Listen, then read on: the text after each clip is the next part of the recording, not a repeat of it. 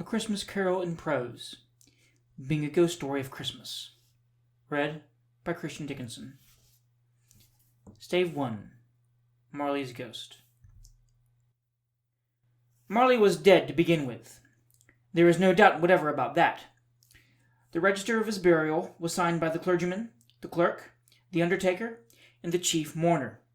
Scrooge signed it, and Scrooge's name was good upon change for anything he chose to put his hand to. Old Marley was as dead as a doornail. Mind, I don't mean to say that I know, of in my own knowledge, that there is particularly dead about a doornail. I might have been inclined myself to regard a coffin nail as the deadest piece of ironmongery in the trade. But the wisdom of our ancestors is in the simile, and my unhallowed hands shall not disturb it, or the country's done for.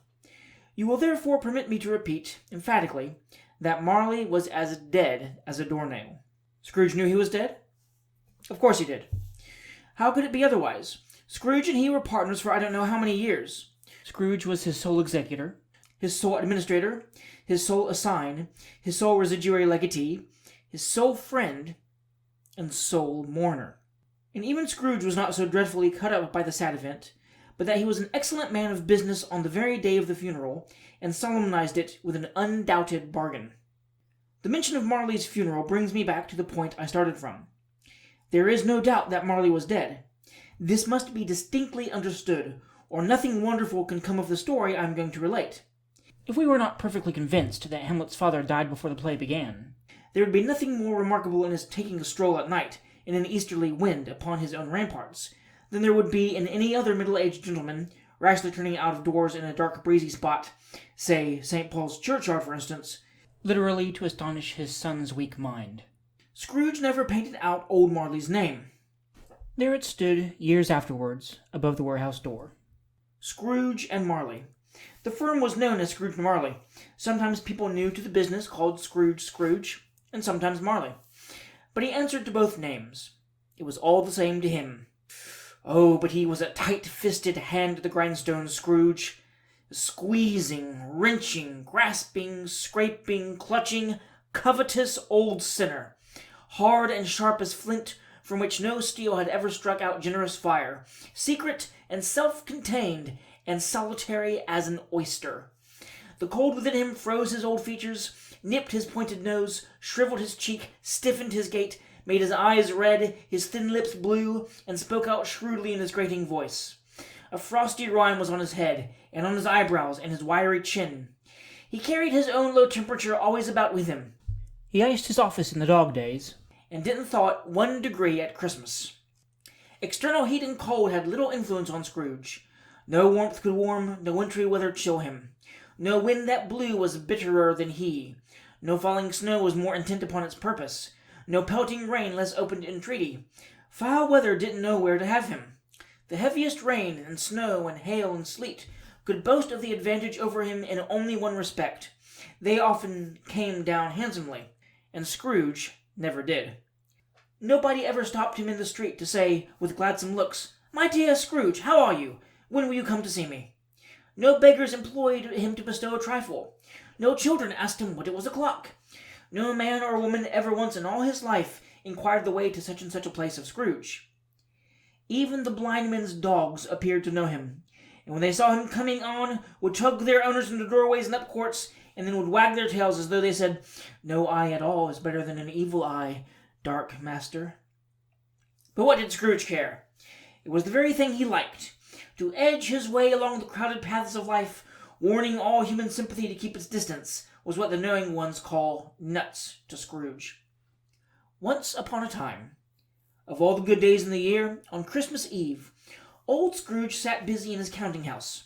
It was cold, bleak, biting weather, foggy withal, and he could hear the people in the court outside go wheezing up and down, beating their hands upon their breasts, and stamping their feet upon the pavement stones to warm them. The city clocks had only just gone 3, but it was quite dark already. It had not been light all day, and candles were flaring in the windows of the neighboring offices, like ruddy smears upon the palpable brown air. The fog came pouring in at every chink and keyhole, and was so dense without that, although the court was of the narrowest, the houses opposite were mere phantoms. To see the dingy cloud come drooping down, obscuring everything, one might have thought that nature lived hard by, and was brewing on a large scale.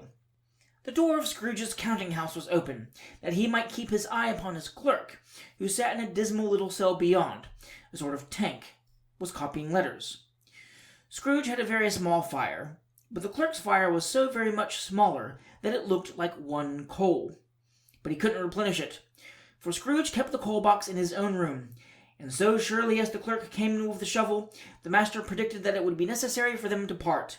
Wherefore the clerk put on his white comforter, and tried to warm himself at the candle, in which effort, not being a man of strong imagination, he failed. "A Merry Christmas, Uncle! God save you!" cried a cheerful voice. It was the voice of Scrooge's nephew, who came upon him so quickly that this was the first intimation he had of his approach. "Bah!" said Scrooge.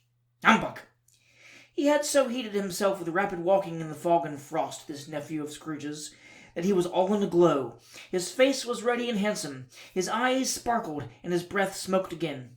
"Christmas a humbug, Uncle?" said Scrooge's nephew. "You don't mean that, I am sure." "I do," said Scrooge. "Merry Christmas! What right have you to be merry? What reason have you to be merry? You're poor enough." "Come, then," returned the nephew gaily. "What right have you to be dismal? What reason have you to be morose? You're rich enough." Scrooge, having no better answer ready on the spur of the moment, said, "Bah!" again, and followed it up with, "Humbug!" "Don't be cross, Uncle," said the nephew. "What else can I be?" returned the uncle, "when I live in such a world of fools as this? Merry Christmas! Out upon Merry Christmas! What's Christmas time to you but a time for paying bills without money, a time for finding yourself a year older and not an hour richer, a time for balancing your books and having every item in them through a round dozen of months presented dead against you? If I could work my will," said Scrooge indignantly, "every idiot who goes about with a Merry Christmas on his lips should be boiled with his own pudding, and buried with a stake of holly through his heart. He should." "Uncle," pleaded the nephew. "Nephew," returned the uncle sternly, "keep Christmas in your own way, and let me keep it in mine." "Keep it?" repeated Scrooge's nephew. "But you don't keep it." "Let me leave it alone, then," said Scrooge. "Much good may it do you. Much good it has ever done you." "There are many things from which I might have derived good, by which I have not profited, I dare say," returned the nephew. "Christmas among the rest. But I am sure I have always thought of Christmas time, when it has come around, apart from the veneration due to its sacred name and origin, if anything belonging to it can be apart from that, as a good time, a kind, forgiving, charitable, pleasant time, the only time I know of in the long calendar of the year, when men and women seem by one consent to open their shut-up hearts freely, and to think of people below them as if they really were fellow passengers to the grave, and not another race of creatures bound on other journeys.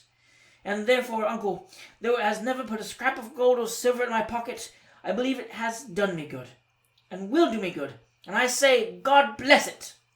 The clerk in the tank involuntarily applauded. Becoming immediately sensible of the impropriety, he poked the fire, and extinguished the last frail spark forever.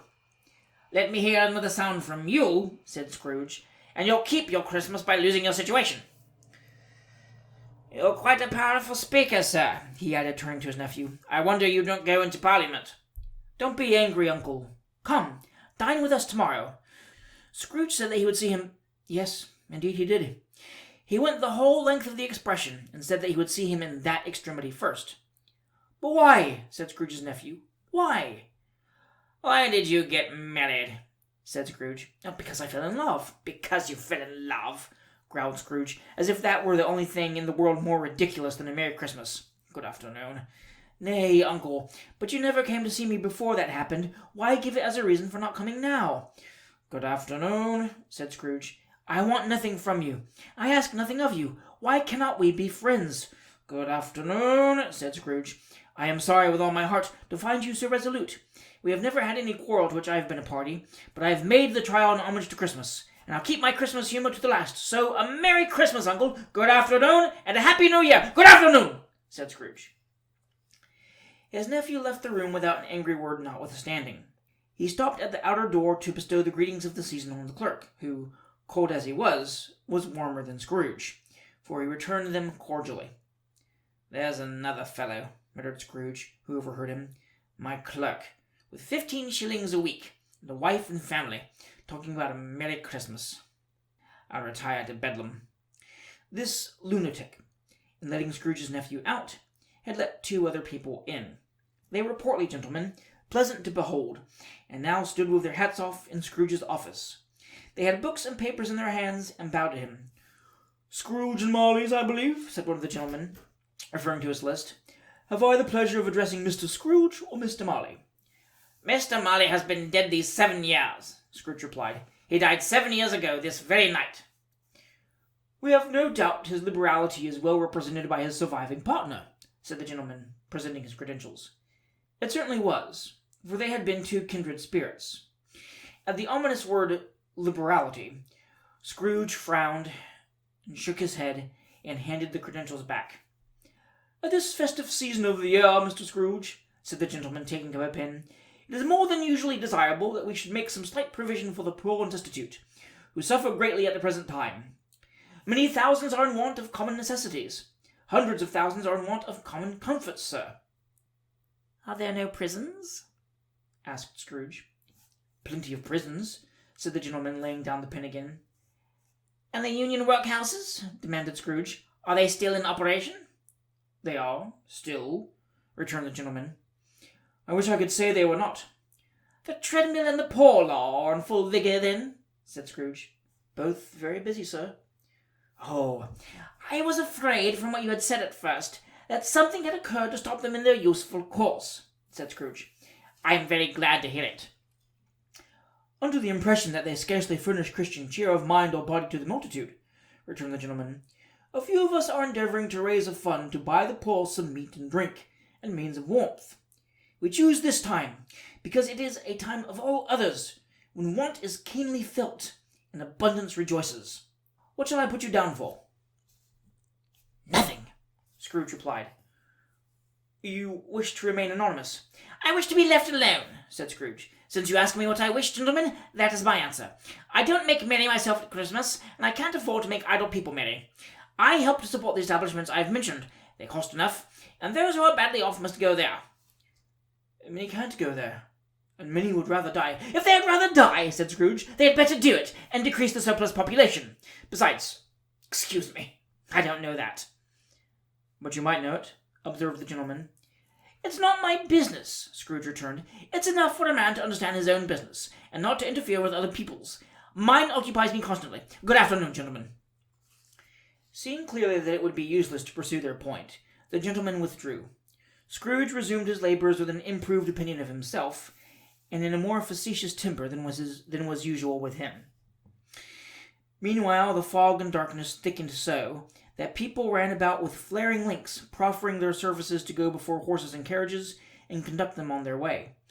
The ancient tower of a church, whose gruff old bell was always peeping slyly down at Scrooge out of a Gothic window in the wall, became invisible, and struck the hours and quarters in the clouds with tremulous vibrations afterwards, as if its teeth were chattering in its frozen head up there. The cold became intense.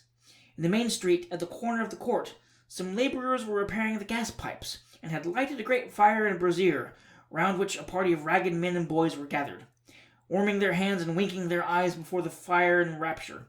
The water-plug being left in solitude, its overflowings suddenly congealed and turned to misanthropic ice. The brightness of the shops, where holly sprigs and berries crackled in the lamp heats of the windows, made pale faces ruddy as they passed. Poulterers' and grocers' trades became a splendid joke, a glorious pageant with which it was next to impossible to believe that such dull principles as bargain and sale had anything to do.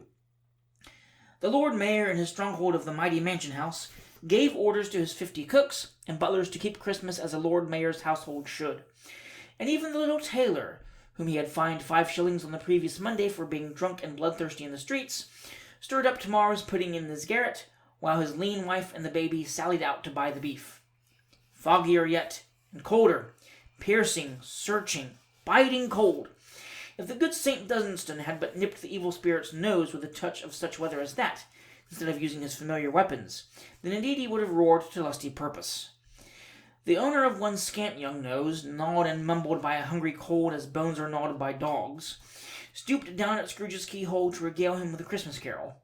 But at the first sound of "God bless you, merry gentlemen, may nothing you dismay," Scrooge seized the ruler with such energy of action that the singer fled in terror, leaving the keyhole to the fog and even more congenial frost. At length the hour of shutting up the counting-house arrived. With an ill will, Scrooge dismounted from his stool and tacitly admitted the fact to his expectant clerk in the tank, who instantly snuffed his candle out and put on his hat. "You want all day tomorrow, I suppose?" said Scrooge. "If quite convenient, sir." "It's not convenient," said Scrooge, "and it's not fair. If I was bound to stop half a crown for it, you'd think yourself ill-used, I'll be bound." The clerk smiled faintly. "And yet," said Scrooge, "you don't think me ill-used when I pay a day's wages for no work." The clerk observed that it was only once a year. "A poor excuse for picking a man's pocket every 25th of December," said Scrooge, buttoning his greatcoat to the chin. "But I suppose you must have the whole day. Be here all the earlier next morning." The clerk promised that he would, and Scrooge walking out with a growl. The office was closed in a twinkling, and the clerk, with the long ends of his white comforter dangling below his waist, for he boasted no greatcoat, went down a slide on Cornhill at the end of a lane of boys 20 times, in honor of its being Christmas Eve, and then ran home to Camden Town as hard as he could pelt, to play at Blindman's Bluff. Scrooge took his melancholy dinner in his usual melancholy tavern, and having read all the newspapers and beguiled the rest of the evening with his banker's book, went home to bed. He lived in chambers which had once belonged to his deceased partner. They were a gloomy suite of rooms in a lowering pile of building up a yard, where it had so little business to be that one could scarcely help fancying it must have run there when it was a young house, playing at hide-and-seek with other houses, and have forgotten the way out again. It was old enough now, and dreary enough, for nobody lived in it but Scrooge, the other rooms being all let out as offices. The yard was so dark that even Scrooge, who knew its every stone, was fain to grope with his hands. The fog and frost so hung about the black old gateway of the house that it seemed as if the genius of the weather sat in mournful meditation on the threshold. Now, it is a fact that there was nothing at all particular about the knocker on the door, except that it was very large. It is also a fact that Scrooge had seen it, night and morning, during his whole residence in that place. Also that Scrooge had as little of what is called fancy about him as any man in the city of London, even including, which is a bold word, the corporation, alderman, and livery. Let it also be borne in mind that Scrooge had not bestowed one thought on Marley since his last mention of his 7 years dead partners that afternoon. And then let any man explain to me, if he can, how it happened that Scrooge, having his key in the lock of the door, saw in the knocker, without its undergoing any intermediate process of change, not a knocker, but Marley's face. Marley's face. It was not in impenetrable shadow, as the other objects in the yard were, but had a dismal light about it, like a bad lobster in a dark cellar. It was not angry or ferocious, but looked at Scrooge as Marley used to look, with the ghostly spectacles turned up on its ghostly forehead. The hair was curiously stirred, as if by breath or hot air, and, though the eyes were wide open, they were perfectly motionless. That, and its livid color, made it horrible. But its horror seemed to be in spite of the face, and beyond its control, rather than a part of its own expression. As Scrooge looked fixedly at this phenomenon, it was a knocker again. To say that he was not startled, or that his blood was not conscious of a terrible sensation to which it had been a stranger from infancy, would be untrue. But he put his hand upon the key he had relinquished, and turned it sturdily, walked in, and lighted the candle. He did pause with a moment's irresolution before he shut the door, and he did look cautiously behind it first, as if he half expected to be terrified with the sight of Marley's pigtail sticking out into the hall. But there was nothing on the back of the door except the screws and nuts that held the knocker on, so he said, "Pooh, pooh," and closed it with a bang. The sound resounded through the house like thunder. Every room above, and every cask in the wine merchant's cellar below, appeared to have a separate peal of echoes of its own. Scrooge was not a man to be frightened by echoes. He fastened the door, and walked across the hall, and went up the stairs, slowly too, trimming his candle as he went. You may talk vaguely about driving a coach and six up a good old flight of stairs, or through a bad young Act of Parliament, but I mean to say you might have got a hearse up that staircase, and taken it broadwise, with the splinter bar towards the wall, and the door towards the balustrade, and done it easy. There was plenty of width for that, and room to spare, which is perhaps the reason why Scrooge thought he saw a locomotive hearse going on before him in the gloom. Half a dozen gas lamps out of the street wouldn't have lighted the entry too well, so you may suppose that it was pretty dark with Scrooge's dip. Up Scrooge went, not caring a button for that. Darkness is cheap, and Scrooge liked it. But before he shut his heavy door, he walked through his rooms to see that all was right. He had just enough recollection of the face to desire to do that. Sitting room, bedroom, lumber room, all as they should be. Nobody under the table, nobody under the sofa. A small fire in the grate, spoon and basin ready, and the little saucepan of gruel Scrooge had a cold in his head, upon the hob. Nobody under the bed, nobody in the closet, nobody in his dressing gown, which was hanging up in a suspicious attitude against the wall. Lumber room as usual. Old fire guard, old shoes, 2 fish baskets, washing stand on 3 legs, and a poker. Quite satisfied, he closed his door and locked himself in, double locked himself in, which was not his custom. Thus secured against surprise, he took off his cravat, put on his dressing gown and slippers and his nightcap, and sat down before the fire to take his gruel. It was a very low fire indeed, nothing on such a bitter night. He was obliged to sit close to it, and to brood over it before he could extract the least sensation of warmth from such a handful of fuel. The fireplace was an old one, built by some Dutch merchant long ago, and paved all round with quaint Dutch tiles, designed to illustrate the Scriptures. There were Cains and Abels, Pharaoh's daughters, queens of Sheba, angelic messengers descending through the air on clouds like feather beds, Abrahams, Belshazzars, apostles putting off to sea in butter boats, hundreds of figures to attract his thoughts. And yet that face of Marley, 7 years dead, came like the ancient prophet's rod and swallowed up the whole. If each smooth tile had been a blank at first, with power to shape some picture on its surface from the disjointed fragments of his thoughts, there would have been a copy of old Marley's head on every one. "Humbug!" said Scrooge, and walked across the room. After several turns he sat down again. As he threw his head back in the chair, his glance happened to rest upon a bell, a disused bell that hung in the room and communicated for some purpose now forgotten with a chamber in the highest story of the building. It was with great astonishment and with a strange inexplicable dread that as he looked he saw this bell begin to swing. It swung so softly in the outset that it scarcely made a sound, but soon it rang loudly, and so did every bell in the house. This might have lasted half a minute, or a minute, but it seemed an hour. The bells ceased as they had begun, together. They were succeeded by a clanking noise, deep down below, as if some persons were dragging a heavy chain over the casks in the wine merchant's cellar. Scrooge then remembered to have heard that ghosts in haunted houses were described as dragging chains.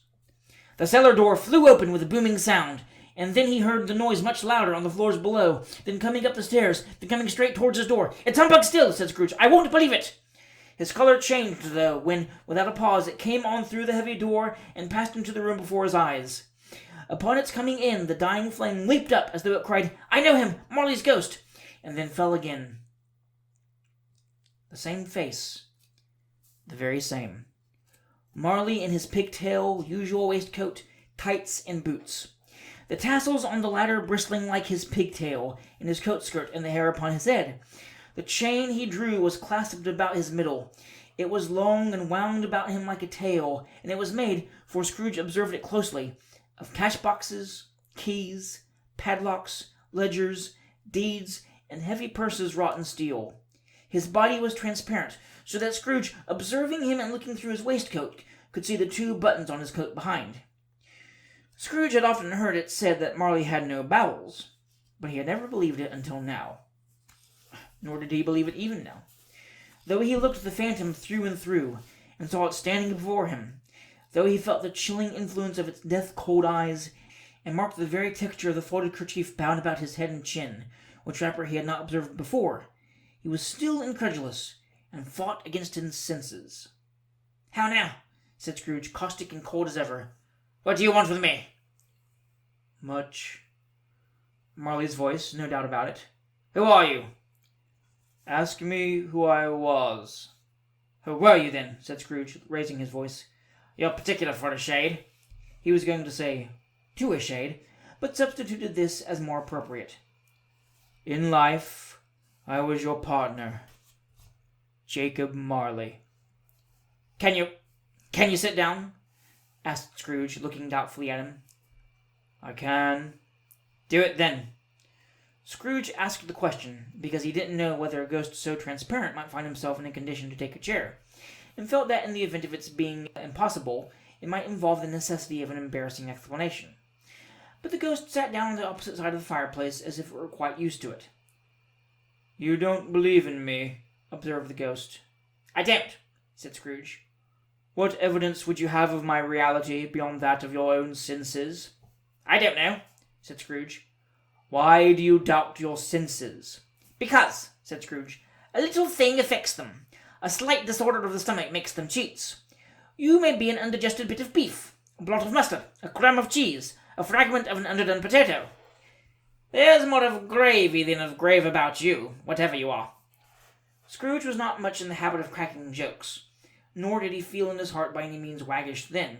The truth is that he tried to be smart as a means of distracting his own attention and keeping down his terror, for the spectre's voice disturbed the very marrow in his bones. To sit, staring at those fixed, glazed eyes in silence for a moment, would play, Scrooge felt, the very deuce with him. There was something very awful, too, in the spectre's being provided with an infernal atmosphere of his own. Scrooge could not feel it himself, but this was clearly the case, for though the ghost sat perfectly motionless, its hair and skirts and tassels were still agitated as by the hot vapor from an oven. You see this toothpick? Said Scrooge, returning quickly to the charge, for the reason just assigned, and wishing, though it were only for a second, to divert the vision's stony gaze from himself. I do, replied the ghost. You are not looking at it? But I see it, said the ghost, notwithstanding. Well, returned Scrooge, I have but to swallow this, and be for the rest of my days persecuted by a legion of goblins, all of my own creation. Humbug, I tell you, humbug! At this the spirit raised a frightful cry, and shook its chain with such a dismal and appalling noise that Scrooge held on tight to his chair to save himself from falling in a swoon. But how much greater was his horror when the phantom, taking off the bandage round his head as if it were too warm to wear indoors, its lower jaw dropped down upon its breast. Scrooge fell upon his knees and clasped his hands before his face. Mercy, he said, dreadful apparition, why do you trouble me? Man of the worldly mind, replied the ghost, do you believe in me or not? I do, said Scrooge, I must. But why do spirits walk the earth? And why do they come to me?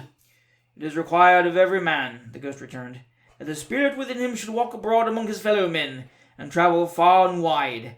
And if that spirit goes not forth in life, it is condemned to do so after death. It is doomed to wander through the world, oh, woe is me, and witness what it cannot share, but might have shared on earth, and turn to happiness. Again the spectre raised a cry, and shook its chain, and wrung its shadowy hands. You are fettered, said Scrooge, trembling. Tell me why. I wear the chain I forged in life, replied the ghost. I made it link by link and yard by yard. I girded it on of my own free will, and of my own free will I wore it. Is its pattern strange to you? Scrooge trembled more and more. Or would you know, pursued the ghost, the weight and length of the strong coil you bear yourself? It was full as heavy and as long as this, 7 Christmas Eves ago. You have laboured on it since. It is a ponderous chain. Scrooge glanced about him on the floor, in the expectation of finding himself surrounded by some 50 or 60 fathoms of iron cable, but he could see nothing. Jacob, he said imploringly, oh, Jacob Marley, tell me more. Speak comfort to me, Jacob. I have none to give, the ghost replied. It comes from other regions, Ebenezer Scrooge, and is conveyed by other ministers to other kinds of men. Nor can I tell you what I would. A very little more is all permitted to me. I cannot rest, I cannot stay, I cannot linger anywhere. My spirit never walked beyond our counting-house, mark me. In life, my spirit never roved beyond the narrow limits of our money-changing hole, and weary journeys lie before me. It was a habit with Scrooge, whenever he became thoughtful, to put his hands in his breeches pockets. Pondering on what the ghost had said, he did so now, but without lifting his eyes or getting off his knees. You must have been very slow about it, Jacob, Scrooge observed, in a businesslike manner, though with humility and deference. Slow? The ghost repeated. 7 years dead, mused Scrooge, and travelling all the time. The whole time, said the ghost. No rest, no peace, incessant torture of remorse. You travel fast, said Scrooge. On the wings of the wind, replied the ghost. You might have got over a great quantity of ground in 7 years, said Scrooge. The ghost, on hearing this, set up another cry, and clanked its chain so hideously in the dead silence of the night that the ward would have been justified in indicting it for a nuisance. "O captive, bound, and double-ironed," cried the phantom, "not to know that ages of incessant labour by immortal creatures, for this earth must pass into eternity, before the good of which it is susceptible is all developed. Not to know that any Christian spirit, working kindly in its little sphere, whatever it may be, will find its mortal life too short for its vast means of usefulness. Not to know that no space of regret can make amends for one's life opportunities misused. Yet such was I. Oh, such was I." "But you are always a good man of business, Jacob," faltered Scrooge, who now began to apply this to himself. "Business!" cried the ghost, wringing its hands again. "Mankind was my business. The common welfare was my business. Charity, mercy, forbearance, and benevolence were all my business. The dealings of my trade were but a drop of water in the comprehensive ocean of my business." It held up its chain at arm's length, as if that were the cause of all its unavailing grief, and flung it heavily upon the ground again. "At this time of the rolling year," the spectre said, "I suffer most. Why did I walk through crowds of fellow beings with my eyes turned down, and never raise them to that blessed star which led the wise men to a poor abode? Were there no poor homes to which its light would have conducted me?" Scrooge was very much dismayed to hear the spectre going on at this rate, and began to quake exceedingly. "Hear me," cried the ghost. "My time is nearly gone." "I will," said Scrooge. "But don't be hard upon me. Don't be flowery, Jacob, pray." "How it is that I appear before you in a shape you can see, I may not tell. I have sat invisible beside you many and many a day." It was not an agreeable idea.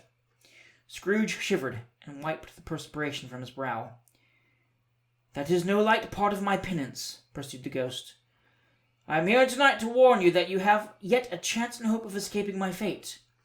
A chance and hope of my procuring, Ebenezer." "You're always a good friend to me," said Scrooge. "Thank ye." "You will be haunted," resumed the ghost, "by 3 spirits." Scrooge's countenance fell almost as low as the ghost's had done. "Is that the chance and hope you mentioned, Jacob?" he demanded in a faltering voice. "It is." I think I'd rather not," said Scrooge. "Without their visits," said the ghost, "you cannot hope to shun the path I tread. Expect the first tomorrow when the bell tolls 1. "Couldn't I take him all at once and have it over, Jacob?" hinted Scrooge. "Expect the second on the next night at the same hour. The third upon the next night when the last stroke of 12 has ceased to vibrate.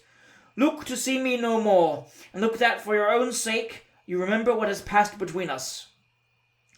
When it had said these words, the spectre took its wrapper from the table and bound it round its head as before. Scrooge knew this by the smart sound its teeth made when the jaws were brought together by the bandage. He ventured to raise his eyes again, and found his supernatural visitor confronting him in an erect attitude, with its chain wound over and about its arm. The apparition walked backward from him, and at every step it took the window raised itself a little, so that when the spectre reached it, it was wide open. It beckoned Scrooge to approach, which he did. When they were within 2 paces of each other, Marley's ghost held up its hand, warning him to come no nearer. Scrooge stopped, not so much in obedience as in surprise and fear, for on the raising of the hand he became sensible of confused noises in the air, incoherent sounds of lamentation and regret, wailings inexpressibly sorrowful and self-accusatory. The spectre, after listening for a moment, joined in the mournful dirge, and floated out upon the bleak, dark night. Scrooge followed to the window, desperate in his curiosity. He looked out. The air was filled with phantoms, wandering hither and thither in restless haste, and moaning as they went. Every one of them wore chains like Marley's ghost. Some few, they might be guilty governments, were linked together. None were free. Many had been personally known to Scrooge in their lives.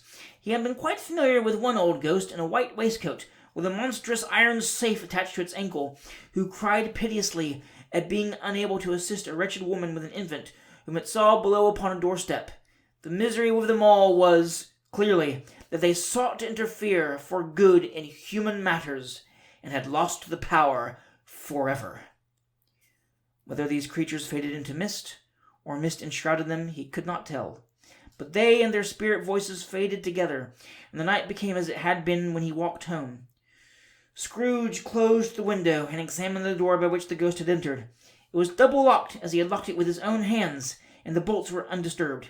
He tried to say, "Humbug," but stopped at the first syllable.